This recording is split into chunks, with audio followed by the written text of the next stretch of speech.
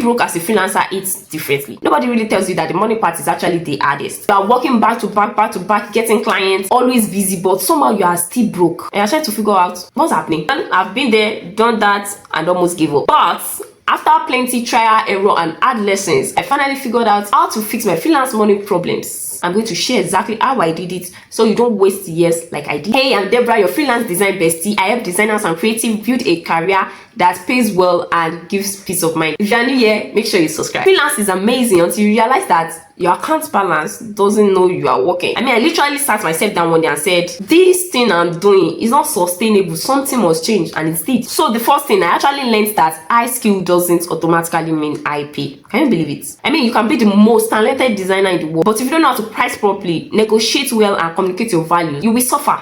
And that's on period. Clients will just wake up and say, wow, this design is so nice, let's overpay this person. Sorry, it doesn't work like that. You have to learn how to confidently price yourself and explain why you are charging what you are charging. I stopped charging based on what I think the client can afford. I started charging based on value, experience, and results. I educated myself on pricing psychology, how clients think about money and value. Because good design doesn't feed you if you are too scared to charge properly. Being talented is one step. Learn how to turn that talent into proper income is where the real game starts. And if you want to learn how to price your design work so that you don't overcharge or undercharge, make sure you watch my full video on freelance pricing. There's also a template included, and I'm also going to link it in the description. I created monthly income goals, not just dreams. Saying, God, when I want to make more money is not a goal. Saying, I want to make 500,000 naira per month by taking 5 clients at 100,000 naira each. Now, that's a proper goal. I started setting clear income targets, not just any target, specific, realistic, with a clear plan for how to achieve it. I started asking myself practical questions like, how many clients do I realistically need per month? Where are these clients hanging out? What services will I offer them to hit this number? What type of marketing should I focus on to reach them faster? I also check my numbers weekly, not at the month end when it's too late to fix, but every Saturday or Sunday, I look at how much have I made so far? Am I behind? Am I ahead? Do I need to push harder next week? What do I have to do? It forces me to stop daydreaming and start calculating. It shows me exactly what kind of projects I need to be going after, and it helps me say no to distractions that don't align. Goals without maths are just wishes. Do the maths, know your numbers, then make your moves with intentional. Another thing I did was I opened a separate account for my business. This one decision saved me from unnecessary stress. You know what? Before, everything was jam-packed together. Client payments, personal savings, side hustle money, random gifts from my family. I would tell myself, everything is my money, right? No, big mistake. This actually made it impossible for me to track how much is the business actually making.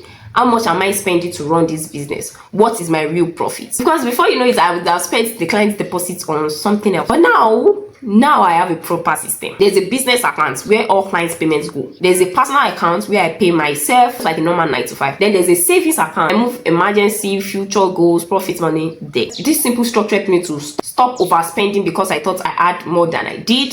It helped me to plan ahead for business expansions like software data, outsourcing, subscriptions, and all that. It also helped me know exactly how much I can confidently reinvest or spend personally, and I'm able to feel more in control and less anxious about money. Now, I know you'll be thinking she's saying business. Well, freelance is a business. If you don't treat it like one, it won't grow like one. Your business money is not your pocket money. Separate your accounts. Respect your structure. That's how you build something sustainable and not just a side income. Also, I started collecting money upfront. I know if you've been watching my video from the past, I'm sure you would have heard me saying it 1,000 times. Always collect upfront payments. You see that thing where you work first and hope the client will pay. Don't do it. Hope is not a business strategy. Begging is not a marketing plan. Chasing balance payments is not part of my job description. So I make sure I collect upfront payments or I don't start at all. All those crazy back and forth things, I don't do it again. I don't go about chasing people in the DMs like, oh please, it's time for you to pay the balance. Pay me the balance and everything. No. I have grown. We have grown. My business has grown. And you need to grow. Because there are some people you work with, once you send the file, they will disappear with it. I've experienced it so many times and it's not something I want to do again. Why these upfront payments? People value what they pay for. Paying upfront shows commitment from the clients, and you get to know that, okay, the client I'm dealing with is a serious client. It also protects your time, your energy, and your peace of mind. When clients pay upfront, they respect the structure and your boundaries more. They treat the project more seriously, and you get to work with a relaxed mind because you are not wondering, will I even see money for this stress? In line with this, I also learned to always state my payment terms clearly in contract agreements, invoices, proposals. Even on my social media, I make sure to break it down that, okay, 70% to start, then 30% before the final files. I make sure to state my upfront percentage in wherever I'm discussing payment. For smaller projects, sometimes I even do 100% upfront, depending on the situation. Make sure you collect before you create. Even if it's that client that is always shouting, urgent, please make sure you collect upfront payment. If you're enjoying this video so far, make sure you hit the like button and subscribe for you to get more content on pricing, clients, and freelancing. So let's continue. Another step I took is that I tried to embrace the 50-30-20 rule for business income. Oh my, this is a game changer. Once money enters my account, I don't act like I won a lottery. I allocate it immediately. This system changed everything for me. And here's how I break down this simple 50-30-20 rule. 50% for business expenses. This covers tools, internet, online subscriptions, software, anything that keeps the business running and growing. Now 30% is a salary to myself, and that's for personal use. I pay myself like an employee. I transfer this to my personal account. Remember the account we created earlier? Yeah, I transfer 30% to my personal account, and this covers feeding, charity, transport, savings, enjoyment, normal life expenses. Yes, it might seem small at first, but it forces financial discipline and ensures the business is sustainable. As your income grows, this percentage still applies. Now, the remaining 20% goes to savings, emergency, and investments. Because freelancing doesn't always bring steady monthly income, there's already the feast and the farming period, which you need to prepare for. So I save for slow months, emergency, and future investment. This is my future-proofing fund. Now, this rule works for me because it helps me think long time and not just eating my seed because clients paid today. It gives me clear structure of what's for business, what's for life, what's for safety, and you can tweak the percentage to fit your current stage, but the principle stays the same: structure over confusion. Freelancing is not a chop money lifestyle. Structure is your friend. Money without structure will embarrass you. Control your money or your money will control you. Systems will save you future headaches. Also, I track every dime now because ignorance is not bliss. Before, I was just spending and guessing, where did my money go? Even me, I don't know. Now I track everything: airtime, subscriptions, data, that's 5k I spent on a new dress. Nothing escaped my record. At first, I was like, it felt stressful, like what's with all this accounting? But it has taught me something important. I wasn't really broke per se, I just wasn't supervising my money. When you start tracking, you will quickly see patterns. The subscriptions you don't even use, impulse buying you think is small but adds up, areas where you can cut back without feeling deprived. It also helps you plan better for slow months. You will know your actual monthly expenses, so you are not panicking unnecessarily. I use simple tools like Google Sheets, Excel, and even have some budgeting app which you can download anywhere. So use whichever tool that is comfortable for you. The tool doesn't really matter. What matters is you knowing where your money is going. You can't control what you don't track. The reality is, some of you are not broke. Your money just has no supervision, and that leads to being broke. So start tracking now. You will thank yourself later when your finances finally start to make sense to you. So here's an example of what a freelance expense tracker could look like. You can just pause to take a screenshot or have a look at it. So categories you want to make sure you track are utilities, that is the internet, the electricity, the airtime. Another category are tools and software, Adobe Suite, Notion, Grammarly, whatever tools you use. And the third category, marketing and ads, Instagram ads, Google ads, LinkedIn ads, all that. That category called education. This covers the courses, books, webinars, educational stuff. Then there is the personal expenses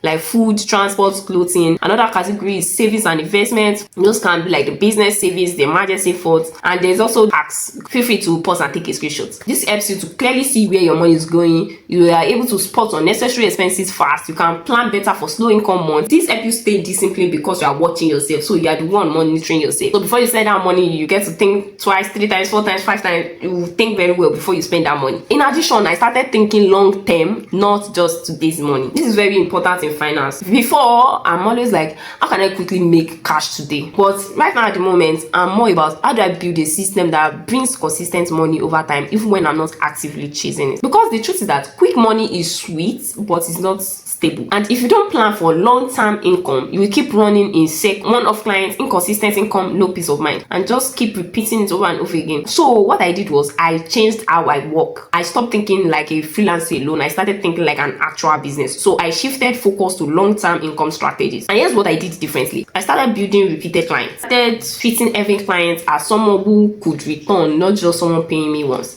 I communicate better, I check in after projects, I offer upgrades, new services and value over time. Also, I started structured service packages. I made my offer easy to understand and buy, and easier for clients to say yes to. So no more random how much is logo talks. It covers clear offers, clear pricing and clear results. Also, I'm offering retainers. I offer monthly services for steady clients. So like social media designs, content, brand management, consulting. This gives predictable income and saves time from always looking for new people, right? I also have digital products, templates, guides, resources. They sell with or without me being there. So it might be small at first, but and there's also affiliate marketing income. I recommend tools I generally use, like software productivity apps, a small commission here and there over time, passive income build. Freelancing has taught me that quick money is addictive, but it's not stable. So you are only as secure as your next clients, and that's not peace of mind. So think about your skills like this. We have the active income. Those are the clients' work, design, the strategy. We have the semi-passive incomes. Those are the retainers, the courses, the templates. Then we have the passive incomes. It can be affiliates, it can be ebooks. It can also be like templates too that you just do once and just sell themselves, and you don't actively have to be there. Those are those incomes that you set up once and they just sell over and over. And if you are wondering how you can create multiple streams of income, I have a video on different streams of income you can create as a graphics designer. Make sure you watch it. It helps you bring in more income. I also review my business every 6 months. What's bringing me consistent money, what's draining me for little return, then I adjust. Like I said, one-off money is sweet, consistent money is sweeter, sustainable money is the best.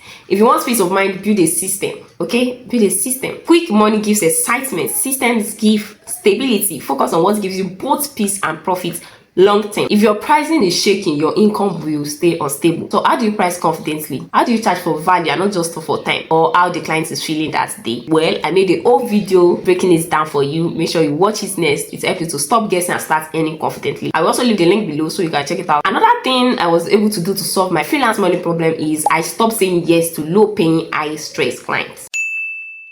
Before any client that comes my way, I say yes, I'm gonna do it. Even when I know the price was rubbish and the deadline was clearly unrealistic, I still said yes. Why? Because of fear. Fear of losing money, fear of losing opportunities, fear of looking like I don't have work, which is totally understandable when you're just starting. But then when you start working and there's so much workload on you, it gets to a stage you have to take a step back. And this was something I had to learn the hard way. When you are busy serving the wrong clients, you have no space to serve the right ones. So I realized that the more I said yes to unpaying, problematic clients, the more burnt out I become, and there were just a lot of them. And I was making less money in a long time. I mean, when you work for so long and money is just peanuts, there comes a time you just have to step back and say, okay, time for me to start filtering out. So now I qualify every client before I say yes. Do they respect my process? Is their budgets aligned with my standard? Are they clear on timelines and expectations? Will these projects drain me or grow me? Not every money is good money. Because they are very cheap, some will take advantage of that, and some, they are just there to keep you poor on purpose. Sometimes your next level requires you to start saying no. Yes, freelancing can give you freedom, but if you cannot handle the money part well, you will just be working and wondering why you are always broke. By implementing these strategies, I transformed my chaotic cash flow into a much more stable and predictable system. It wasn't overnight, but the peace of mind is absolutely priceless, and I've shared it with you. Let me know in the comments what's the biggest money mistake you've made as a freelancer. If this video helped you, don't forget to like, share and subscribe. Thanks for watching, and I will see you in the next one.